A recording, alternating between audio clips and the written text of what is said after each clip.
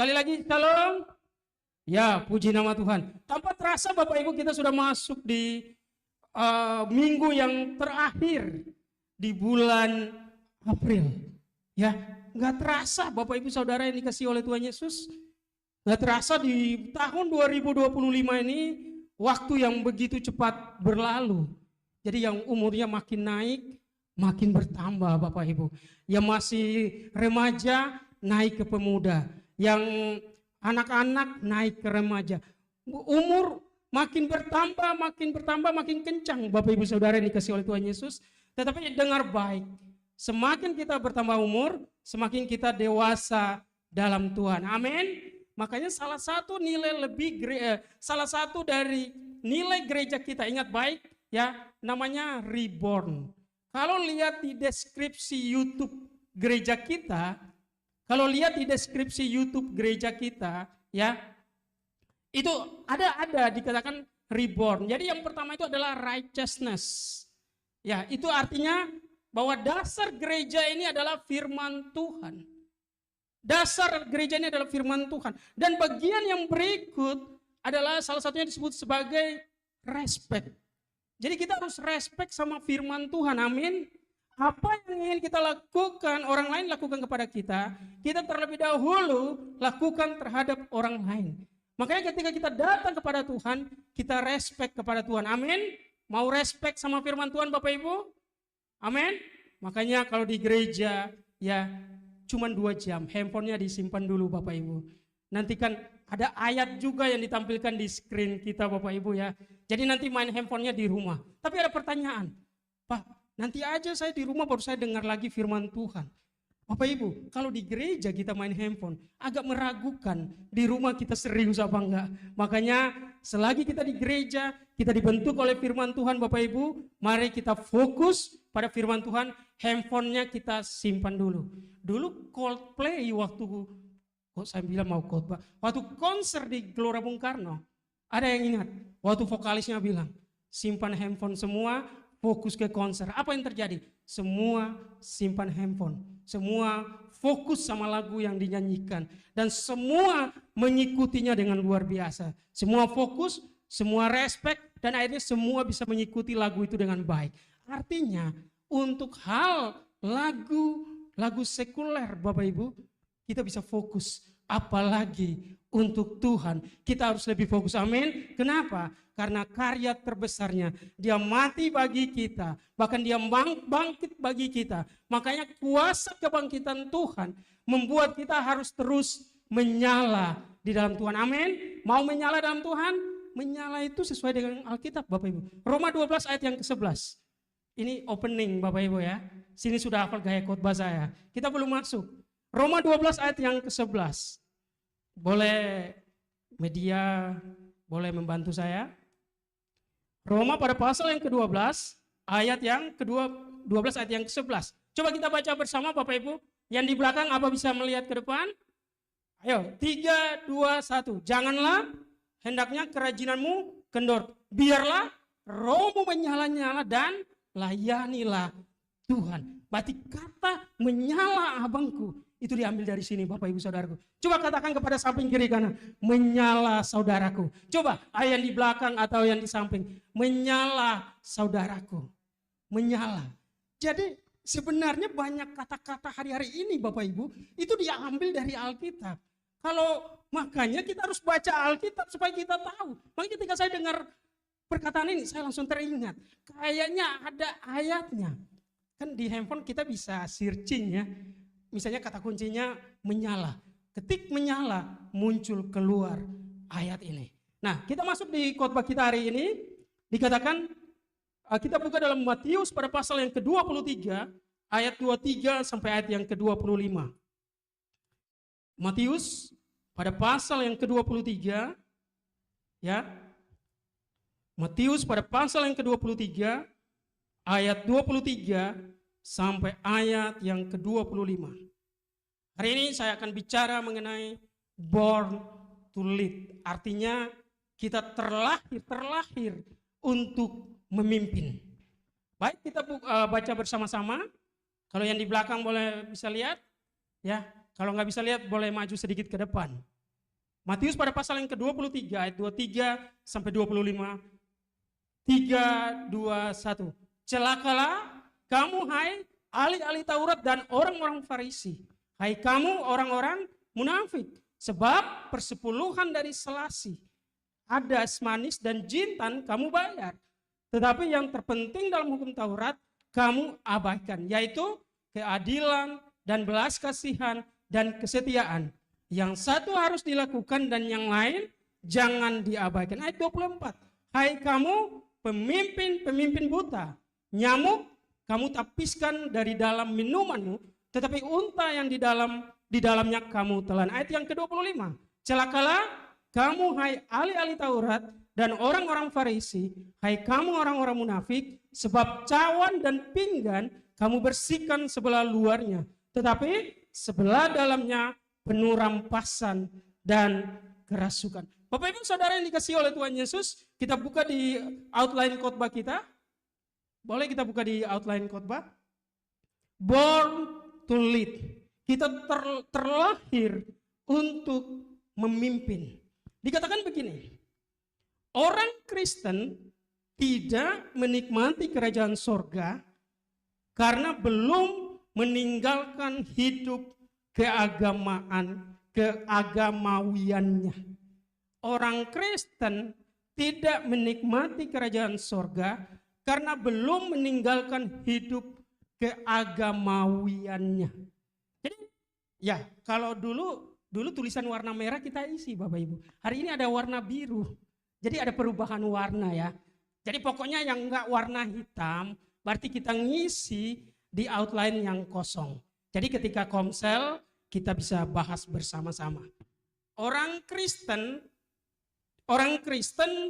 dikatakan tidak menikmati kerajaan surga karena belum meninggalkan hidup keagamawiannya. Bapak Ibu Saudara yang dikasihi oleh Tuhan Yesus, ya, dikatakan begini, kalau para ahli Taurat pada Matius pada pasal yang ke-23 ayat 23 dikatakan Yesus mengecam. Boleh di slide yang pertama dulu media. Ya, media kita ini mirip-mirip Valentino Rossi Bapak Ibu. Saya baru di slide yang pertama langsung kedua. Itu ada iklannya kan semakin di depan. Valentino Rossi kan juara MotoGP ya kan. Jadi saya baru menjelaskan slide pertama langsung saya kok slide yang kedua Bapak Ibu ya. Mirip Valentino Rossi. Enggak apa-apa. Makasih. Ya, luar biasa semangat media kita. Saya pernah khotbah di satu gereja Bapak Ibu. Ketika saya khotbah saya menjelaskan. Tiba-tiba ayatnya kok hilang. Saya bilang, wah media kita tiba-tiba terlintas. Media kita Valentino Rossi. Kan juara MotoGP kan kalau lari cepat banget. Jadi mungkin cara buka slide-nya cepat Bapak Ibu Saudaraku. Nah dikatakan begini. Orang-orang Farisi, para agamawan Yahudi. Di ayat yang ke-23, mereka adalah orang-orang rohaniawan Yahudi. Tuhan mencelah mereka. Kenapa? Karena mereka punya kemunafikan. Mereka adalah orang-orang yang taat sesuai dengan hal-hal yang berbau religius. Mereka taat pada hal-hal yang berbau agamawi, berbau religius, Bapak Ibu Saudaraku. Tetapi hal-hal yang berbau kemanusiaan mereka mengabaikan. Makanya agama Bapak Ibu Saudaraku boleh kita hebat dalam bidang keagamaan. Tapi agama juga harus ada nilai kemanusiaan.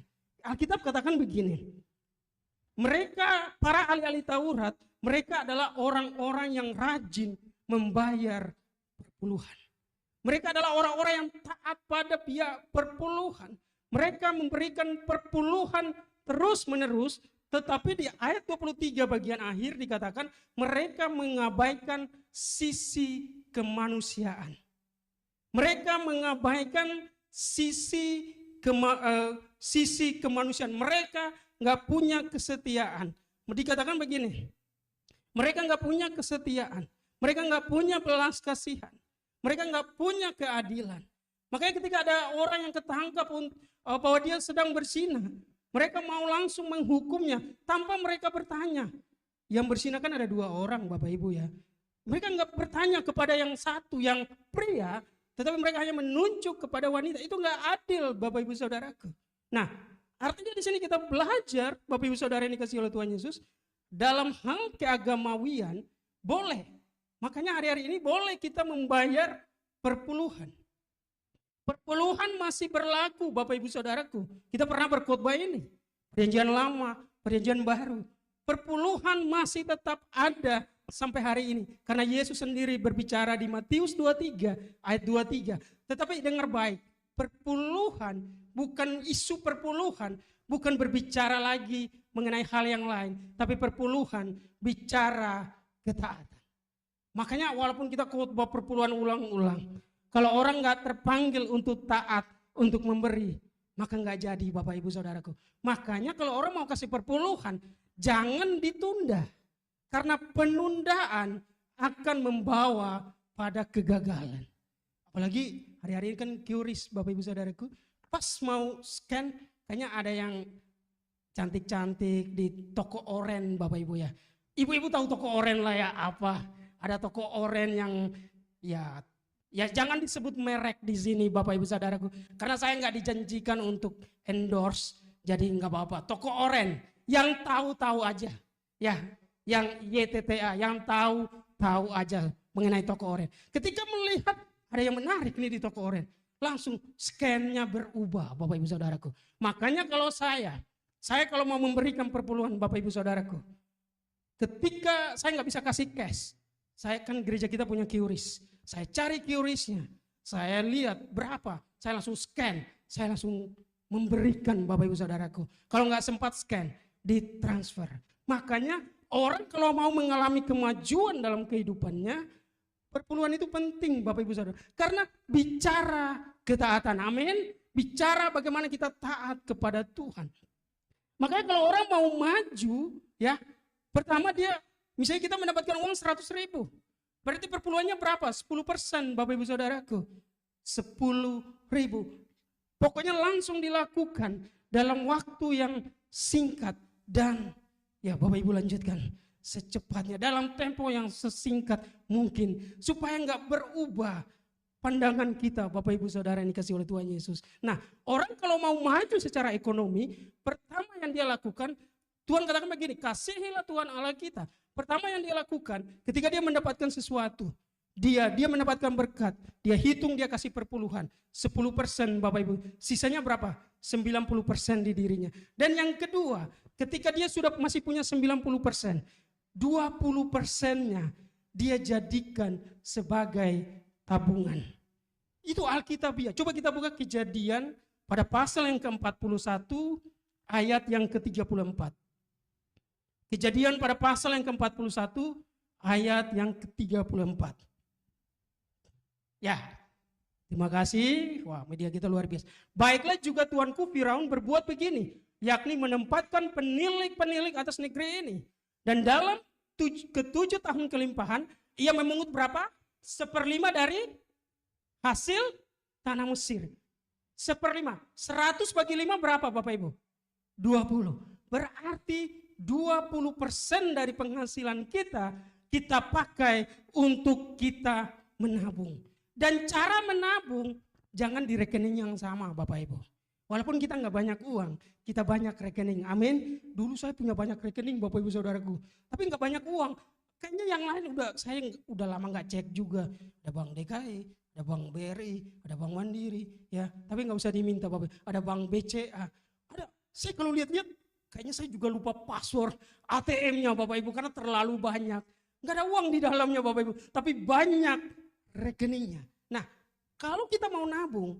Pertama, kita punya penghasilan 10% kita kasih ke Tuhan. Sisa 90%, 20%-nya segera pindahkan ke rekening tabungan kita. Amin. Segera dipindahkan. Jadi sisa berapa? Sisa 70%. Nah 70% ini dipakai untuk living cost kita.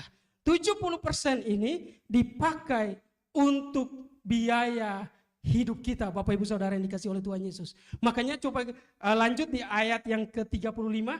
Coba di ayat 35.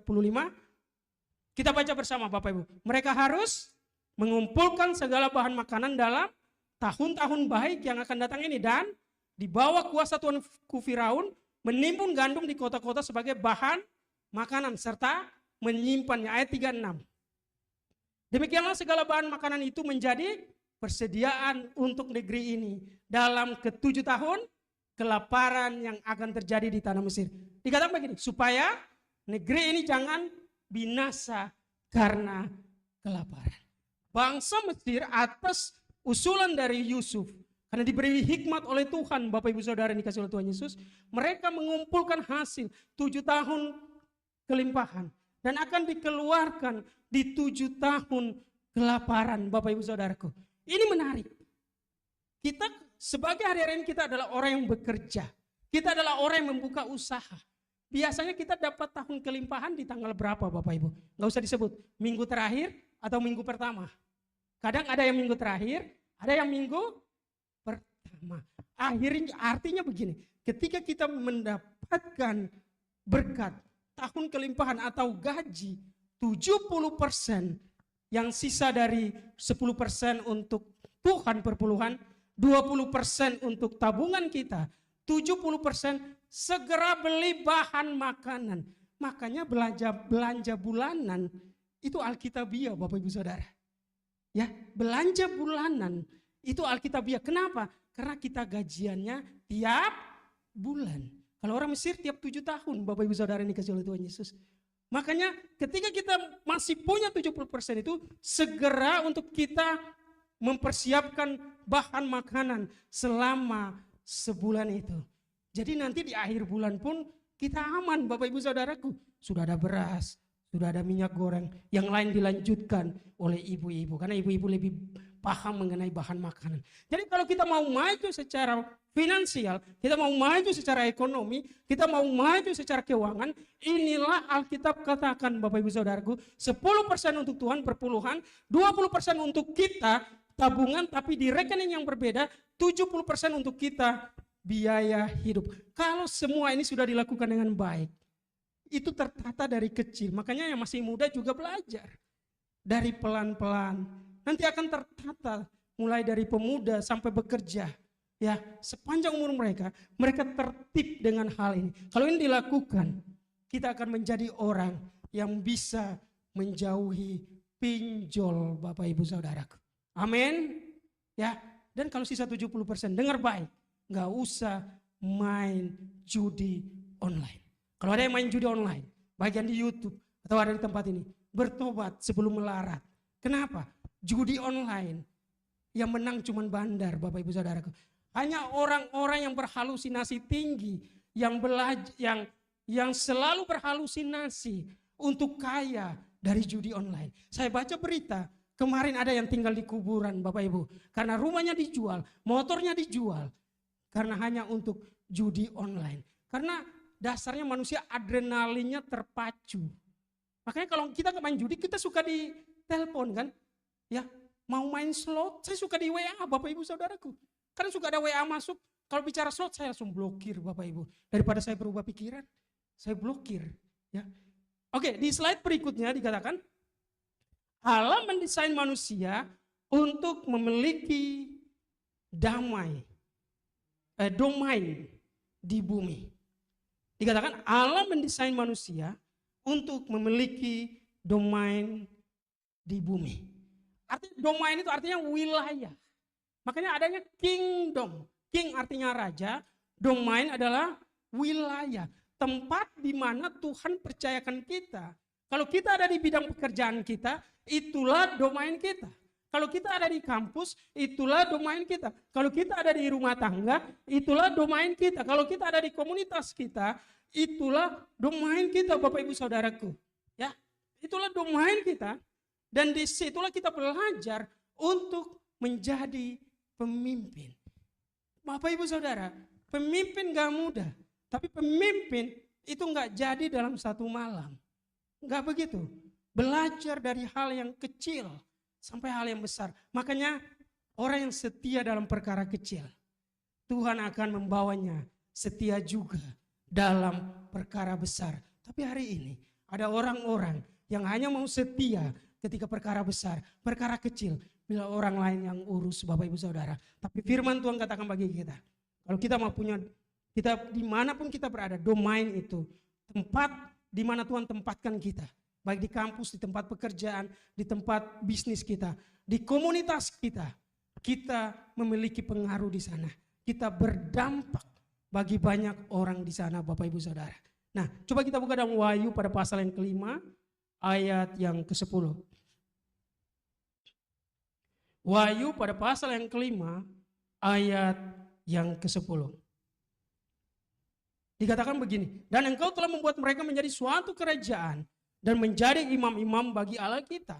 Dan mereka akan memerintah sebagai raja di bumi. Raja bukan berarti raja dalam konteks kita menjadi pemimpin dalam politik, Bapak Ibu Saudaraku. Tapi raja di sini kita memiliki pengaruh di mana Tuhan tempatkan kita. Makanya jadikan gereja sebagai tempat kita belajar untuk berintegritas. Integritas belajar mengenai tanggung jawab. Integritas belajar mengenai kejujuran. Integritas belajar mengenai disiplin tepat waktu. Semua dibelajar di gereja. Dan ketika kita keluar dari gereja, kita menjadi garam dan terang dunia di domain yang Tuhan percayakan bagi kita. Makanya di slide yang ketiga dikatakan, dalam diri setiap orang terdapat potensi untuk menjadi pemimpin.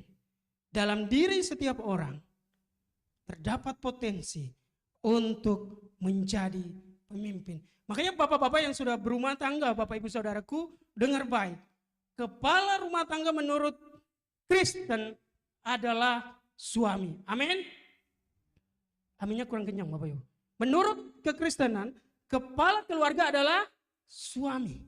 Makanya Kolose pada pasal yang ketiga ayat 18, ya seterusnya. Hai istri-istri, tunduklah kepada suamimu. Dan istri dikatakan sebagai penolong, Bapak Ibu Saudaraku. Makanya jangan heran, terkadang istri lebih kuat dari suami. Kenapa? Ya, maksudnya lebih kuat kata-katanya. Istri kalau di rumah kan lebih kuat khotbahnya, lebih kuat ngomongnya, Bapak Ibu Saudara. Kenapa? Karena penolong. Karena laki-laki nggak bercerita, Bapak Ibu Saudara. Ibu-ibu yang bercerita. Ya, kan menurut psikologi, wanita 20.000 sampai 25.000 kata. Pria 7.000 kata. Makanya laki-laki jarang bercerita. Ya, laki-laki nggak bercerita. Tetapi yang bercerita adalah ibu-ibu. Saking banyaknya cerita, kadang ada cerita yang salah. Ada cerita yang menyinggung. Makanya ibu-ibu kalau cerita, gak usah itu diambil sebagai sebuah patokan. Kenapa? Dia harus mencukupi kuota hariannya Bapak Ibu Saudaraku. Kalau enggak, kepalanya sakit. Makanya kalau ada ibu-ibu yang kepalanya sakit, biasanya kurang menggunakan kuota harian katanya. Makanya walaupun ibu-ibu banyak ngomong, perkataannya 3 kali lipat, tetapi pemimpin di rumah tangga adalah suami. Amin. Dan ibu-ibu sebagai penolong. Coba kita buka firman Tuhan, Bapak Ibu Saudara yang dikasihi oleh Tuhan Yesus. Ya, dalam Kejadian pada pasal yang kedua, ayat yang ke-18. Kejadian pada pasal yang kedua, ayat yang ke-18. Coba kita baca bersama. Dikatakan Tuhan Allah berfirman, tidak baik kalau manusia itu seorang diri saja. Aku akan menjadikan penolong baginya yang sepadan dengan dia. Jadi wanita atau istri adalah penolong. Pria adalah kepala atau pemimpin di rumah tangga. Kalau penolong berarti dia lebih kuat daripada yang ditolong. Makanya jangan heran ibu-ibu disebut sebagai ras terkuat di dunia. Ini ayatnya Bapak Ibu Saudaraku. Penolong. Yang menolong, yang penolong harus lebih kuat daripada yang ditolong. Amin. Kalau nggak lebih kuat, nggak bisa Bapak Ibu Saudaraku.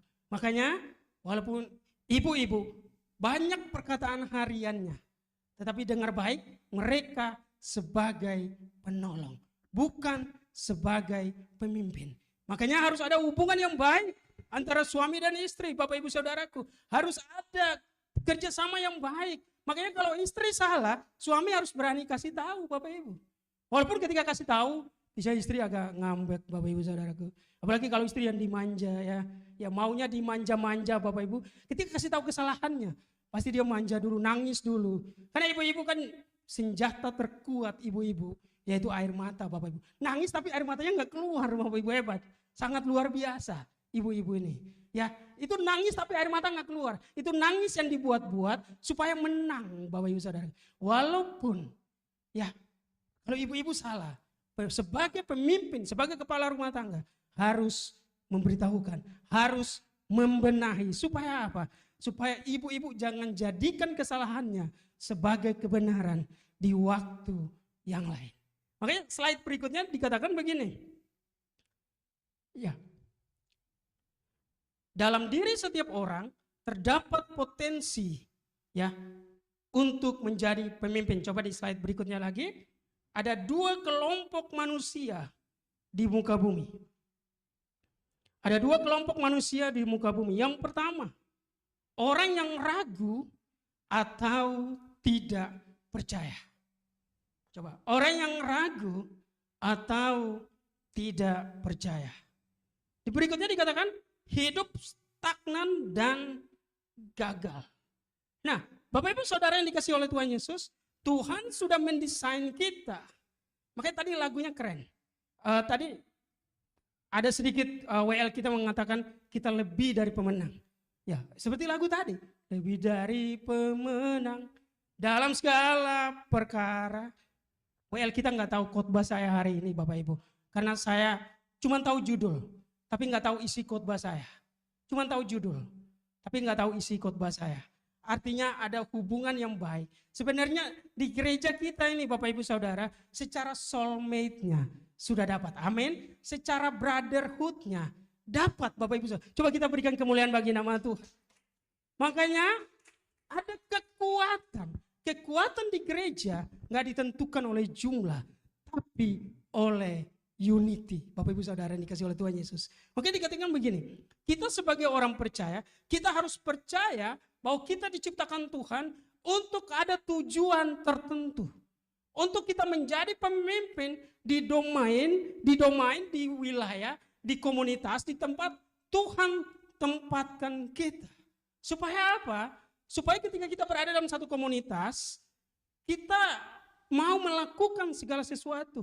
Kita nggak diam, tetapi kita punya inisiatif untuk membawa komunitas kita maju, Bapak Ibu Saudara yang dikasihi oleh Tuhan Yesus. Makanya orang kalau nggak merasa dirinya sebagai pemimpin, seperti Wahyu tadi, ya, seperti dalam Wahyu pada pasal yang ke-5 ayat yang ke-10, dia nggak merasa itu, hidupnya akan stagnan, hidupnya akan gagal, Bapak Ibu Saudara, hidupnya akan penuh dengan banyak keinginan, tapi dia nggak berani melangkah. Orang kalau hidup stagnan, orang kalau hidup gagal, Bapak Ibu Saudaraku, dengar baik. Alkitab katakan dia kalau hidup malas, ya dia nggak bisa. Maka Alkitab katakan orang kalau malas nggak bisa makan, Bapak Ibu Saudara yang dikasih oleh Tuhan Yesus. Kita harus berani berinisiatif untuk bangkit supaya hidup kita nggak stuck, supaya hidup kita nggak gagal, supaya hidup kita terus mengalami kemajuan. Itulah ciri pemimpin. Makanya ada orang yang nggak percaya. Golongan pertama orang adalah dia nggak percaya, ya, dia ragu akan dirinya. Bapak Ibu Saudara, kalau kita ragu sama diri kita, siapa lagi? Kita nggak percaya sama diri kita, siapa lagi yang percaya sama kita? Amin. Makanya kita harus percaya dulu sama diri kita, baru orang lain percaya sama kita. Kalau tiba-tiba kita ragu sama diri kita, saya nggak bisa Pak, saya nggak bisa, kayaknya saya kalau belajar nggak bisa Pak. Saya kalau ujian kayaknya nggak bisa Pak. Saya kalau belajar nggak masuk Pak. Saya kayaknya belajar AI susah Pak. Hari-hari ini banyak chat GPT Bapak Ibu Saudara. Banyak belajar. Hal-hal baru kita belajar supaya apa? Supaya kita mengganti pola pikir itu. Bahwa kita itu diciptakan Tuhan ada tujuan. Menjadi pengaruh di komunitas yang Tuhan tempatkan bagi kita. Supaya hidup kita itu nggak stuck. Supaya hidup kita itu nggak gagal. Makanya di slide berikutnya dikatakan, Tuhan menciptakan kita sebagai pribadi yang luar biasa. Amin. Tuhan menciptakan kita sebagai pribadi yang luar biasa. Coba kita buka dalam Mazmur pada pasal yang 139 ayat 13 dan ayat yang ke-14. Mazmur pada pasal yang 139 ayat 13 dan ayat yang ke-14. Dikatakan begini, sebab engkaulah yang membentuk buah pinggangku, menenun aku dalam kandungan ibuku. Aku bersyukur kepadamu oleh karena kejadianku dahsyat dan ajaib. Ajaib apa yang kau buat dan jiwaku benar-benar menyadarinya. Berarti kita harus benar-benar sadar Bapak Ibu Saudara yang dikasihi oleh Tuhan Yesus, bahwa Tuhan menciptakan kita sebagai pribadi yang luar biasa. Sehingga ketika datang tantangan, kita nggak menyerah, amin. Ketika datang hambatan, kita terus maju. Ketika kita mau maju melakukan sesuatu, dan ada orang lain yang nggak mau maju bersama kita tahu Tuhan bersama kita, amin. Dan kita terus maju bersama Tuhan. Makanya Bapak Ibu Saudaraku, Tuhan bisa memakai banyak orang untuk mengerjakan visinya, ya, untuk membuat pelayanan pekerjaan Tuhan maju. Tuhan juga bisa memakai sedikit orang supaya pekerjaannya mengalami kemajuan. Hanya orang-orang yang serius, Bapak Ibu Saudaraku, hanya orang-orang yang menyadari bahwa dirinya ajaib, bahwa dirinya hebat, makanya dirinya luar biasa, yang dia bisa menerobos segala sesuatu.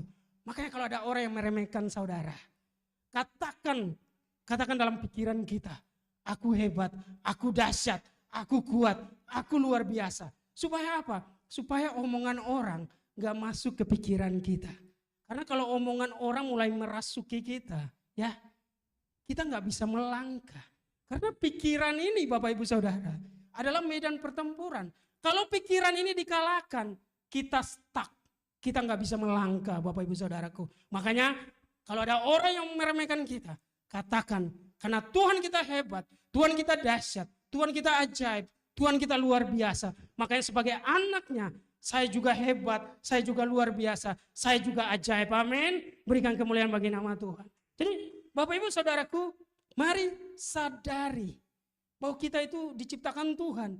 Ada tujuan. Makanya mungkin hari-hari ini ada Bapak Ibu yang mengatakan, Pak, hidup saya udah gak berguna. Pak, saya sudah jatuh terlalu jauh. Pak, saya mau kembali kepada Tuhan.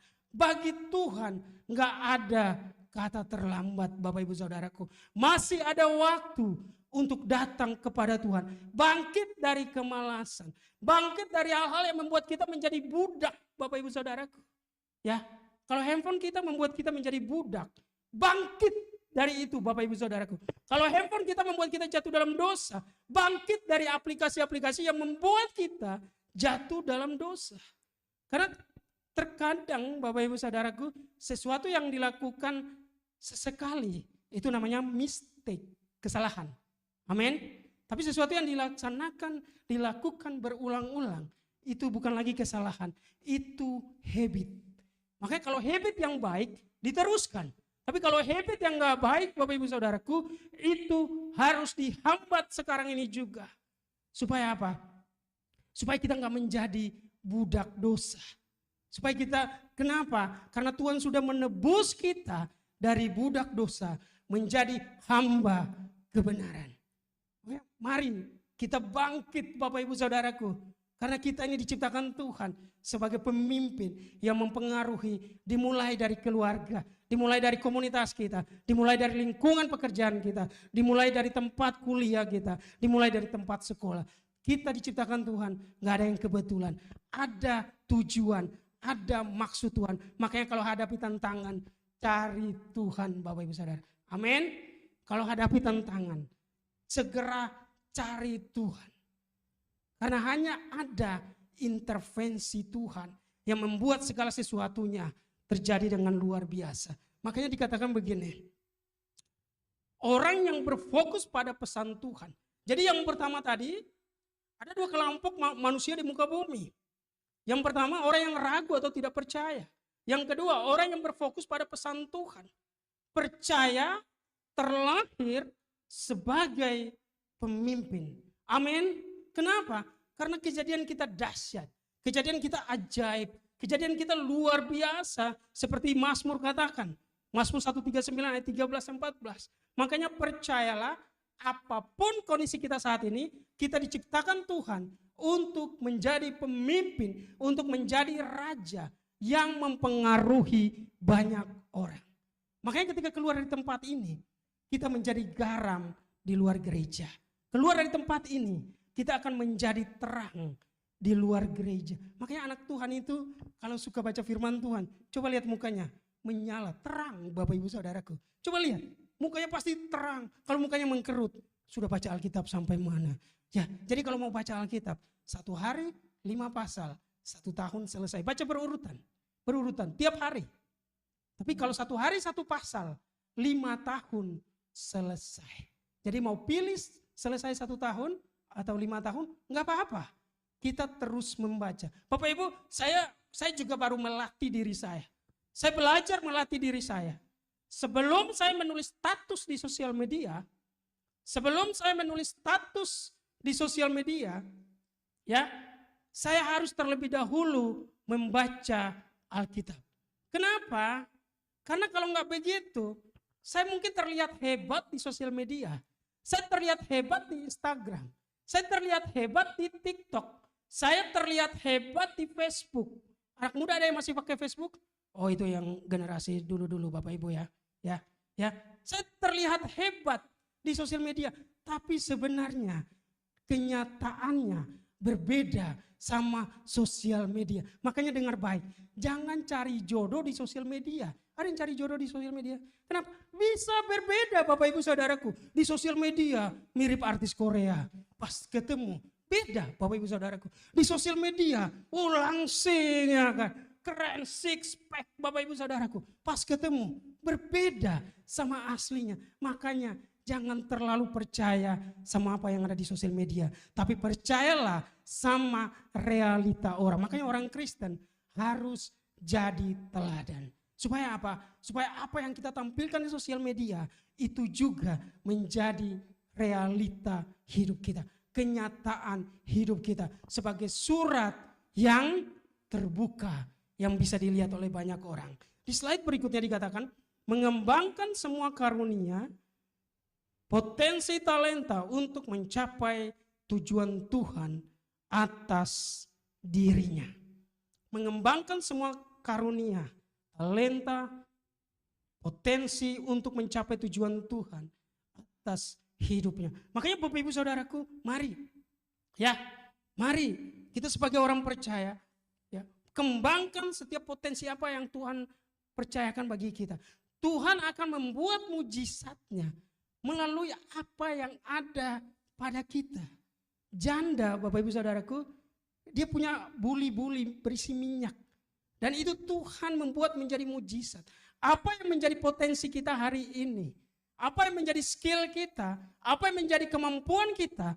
Tuhan pakai itu untuk kita kembangkan. Dan itu akan menjadi berkat bagi kita dan bagi banyak orang. Makanya kalau punya potensi jangan dipendam. Punya potensi itu dikembangkan. Punya talenta dikembangkan Bapak Ibu. Dikatakan begini, manifestasi roh agamawi. Manifestasi roh agamawi.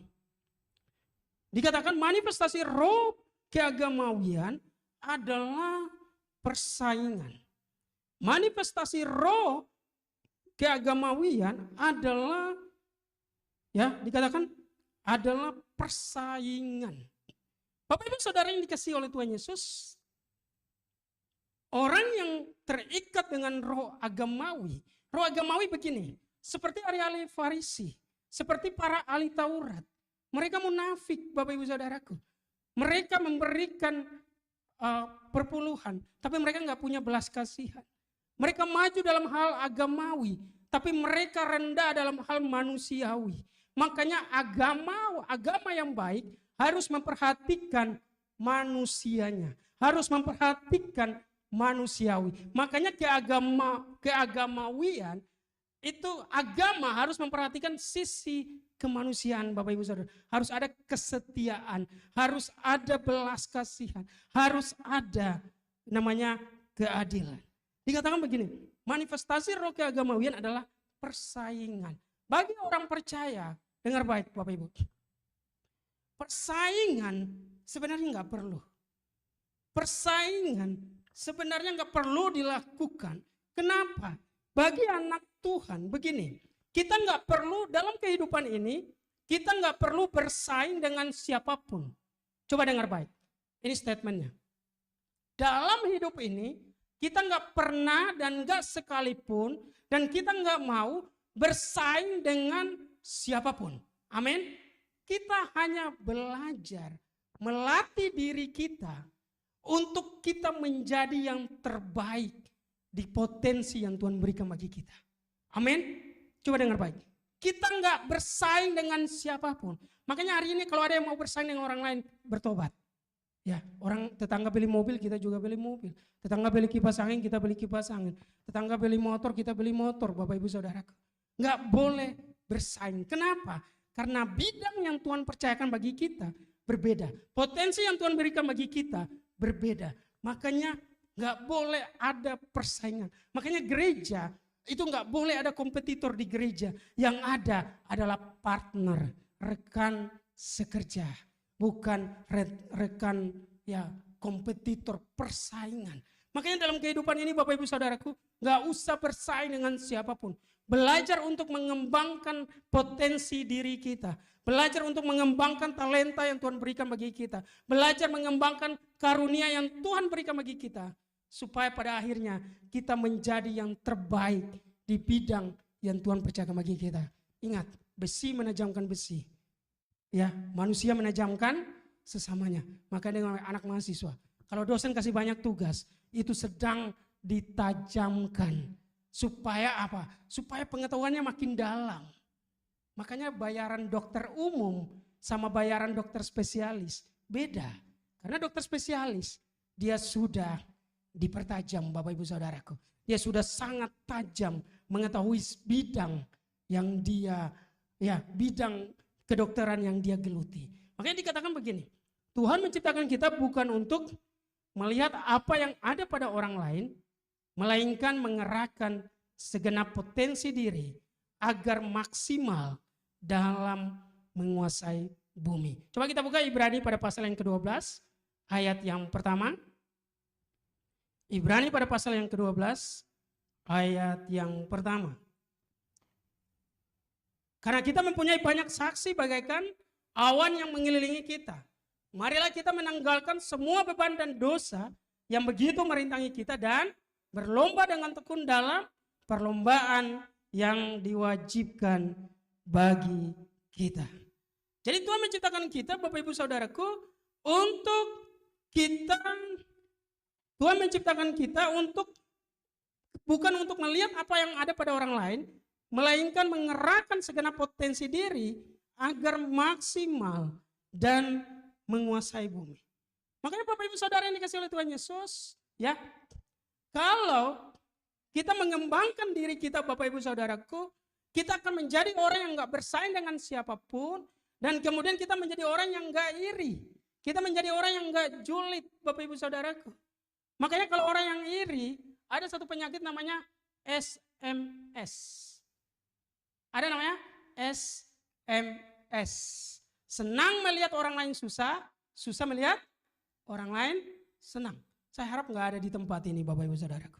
Nggak ada juga yang ketika nonton ulang, nggak ada Bapak Ibu Saudaraku. Ya, nggak ada. Senang melihat orang lain susah, susah melihat orang lain senang. Itu bertobat Bapak Ibu Saudara. Itu ciri orang yang julid, ciri orang yang iri hati sama orang lain. Makanya sebenarnya Tuhan menciptakan kita bukan untuk melihat apa yang ada pada orang lain, melainkan mengerahkan segenap potensi diri agar kita maksimal dalam menguasai bumi. Artinya dalam memberi pengaruh bagi komunitas di mana kita ada. Hukum dunia mengajarkan untuk naik level. Harus memanfaatkan orang lain. Bahkan menyikut dan menjatuhkan. Hukum kerajaan mengajarkan untuk naik level. Harus menjadi hamba dan melayani sesama. Jadi dengar baik Bapak Ibu Saudara yang dikasih oleh Tuhan Yesus. Hukum dunia mengajarkan naik level, harus memanfaatkan orang lain. Harus menyikut, harus menjatuhkan. Tetapi hukum Tuhan naik level harus jadi hamba dan melayani sesama. Jadi Bapak Ibu Saudaraku, pakai hukum Tuhan. Karena kita diciptakan untuk menjadi pemimpin. Yaitu gak usah bersaing dengan siapapun. Gak usah menjatuhkan siapapun. Gak usah menyikut siapapun. Gak usah memanfaatkan siapapun. Tapi kalau kita punya nilai, pasti Tuhan promosi. Amin. Kalau kita punya nilai, Tuhan pasti promosi. Makanya dikatakan begini. Di slide berikutnya, dampak buruk dari sikap ingin bersaing. Yang pertama, sulit untuk mengalah. Jadi kalau ciri ini ada di kita Bapak Ibu Saudaraku, ya, ciri ini ada di kita, ya.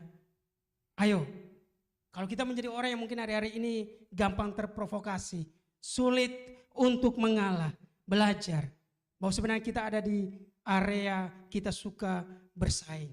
Yang kedua, mengutamakan ego. Ya. Semua orang punya ego Bapak Ibu Saudaraku. Semua orang punya mau untuk mementingkan dirinya sendiri. Tapi ada juga ego yang baik. Apa itu ego yang baik? Ego mau belajar. Ego mau untuk menjadi terbaik dalam bidang yang Tuhan percayakan bagi dirinya. Itu boleh. Tapi ada ego yang gak benar. Ego yang gak baik Bapak Ibu Saudaraku. Ego yang merusak orang lain. Dan yang ketiga dikatakan tidak menganggap yang lain. Ya, tidak menganggap yang lain lebih utama. Artinya maksudnya begini Bapak Ibu Saudaraku. Tidak menganggap yang lain, coba di sini, lebih utama. Artinya kita semua sama. Pemberlakuannya sama. Keberpihakannya sama Bapak Ibu Saudaraku. Apa yang ingin kita lakukan kepada orang lain. Apa yang ingin orang lain lakukan kepada kita. Lakukanlah terlebih dahulu kepada orang lain. Itu caranya. Kalau kita mau dihormati, hormati orang. Kalau kita mau dihargai, hargai orang. Kalau kita mau orang jujur sama kita harus belajar untuk menjadi pribadi yang jujur. Dan yang bagian yang D dikatakan, selalu menjelekkan orang lain. Tuhan merancang kita untuk saling melengkapi, bukan untuk saling bersaing. Ya, Tuhan merancang kita untuk saling melengkapi, bukan bersaing. Dikatakan selalu menjelekkan orang lain. Enggak boleh Bapak Ibu Saudaraku. Ya. Ya. Kita kalau mau bersinar, enggak usah matikan lilin orang lain Bapak Ibu Saudaraku. Bersinarlah dengan potensi yang Tuhan berikan bagi kita. Bersinarlah dengan skill, dengan kemampuan yang Tuhan berikan bagi kita. Dikatakan begini, fokus pada diri sendiri. Salah satu faktor yang membuat manusia sukses menjadi pemimpin sesuai rencana Tuhan adalah kemuliaan Allah. Adalah kemuliaan Allah. Kemuliaan Allah dalam bahasa Yunani disebut sebagai doxa, memiliki dua pengertian, bobot atau nature. Jadi bobot atau kualitas Bapak Ibu Saudaraku. Kalau kita punya kualitas, pasti kita akan Tuhan akan membuat kita mengalami kemajuan. Makanya belajar untuk punya kualitas. Belajar untuk punya nilai. Yusuf ketika dia ada di penjara, dia dipercaya. Kenapa? Dia punya nilai. Dia menjadi orang yang bisa dipercaya. Yusuf ketika dia menjadi budak, dia punya nilai. Jadi dia dipercayakan oleh tuannya. Dan akhirnya Bapak Ibu Saudaraku, Yusuf ketika dia menjadi penguasa, dia tetap punya nilai. Dia nggak balas dendam sama orang yang pernah menyakiti dia. Dengar baik, Yusuf punya jabatan, artinya dia punya apa? Kuasa. Yusuf punya kedudukan, artinya dia punya apa? Kuasa. Yusuf punya posisi, dia punya kuasa. Tapi kuasa atau otoritasnya nggak dipakai untuk menghancurkan musuhnya, nggak dipakai untuk menghancurkan orang yang pernah menyakiti dia, tetapi dia pakai untuk mengampuni orang lain. Makanya kalau Tuhan mengangkat kita tinggi, Tuhan mengangkat kita menjadi pemimpin yang hebat, Bapak Ibu Saudaraku, nggak usah balas dendam, nggak usah. Tetapi belajar bahwa melalui cara itu Tuhan membentuk kita menjadi pemimpin yang hebat. Sebentar lagi khotbahnya selesai. Kita baca bersama di slide yang terakhir. Dikatakan, ayo kita baca bersama-sama. fokus memaksimalkan potensi, maka kemuliaan Tuhan akan turun atas kita. Sehingga hidup kita akan jauh lebih berbobot dan berbeda dari orang lain. Jadi Bapak Ibu Saudaraku, gak boleh kita bersaing dengan siapapun. Mari kita mendesain diri kita, meng-create diri kita untuk menjadi yang terbaik di bidang yang Tuhan percayakan bagi kita. Belajar untuk memaksimalkan potensi kita, bidang yang Tuhan percayakan bagi kita, skill kita menjadi yang terbaik. Kita nggak pernah bersaing dengan siapapun. Kita hanya berusaha untuk menjadi yang terbaik. Dan ketika kita menjadi yang terbaik, kita punya nilai. Tuhan akan promosi kita. Amin. Kiranya firman Tuhan ini menjadi berkat bagi kita. Mari kita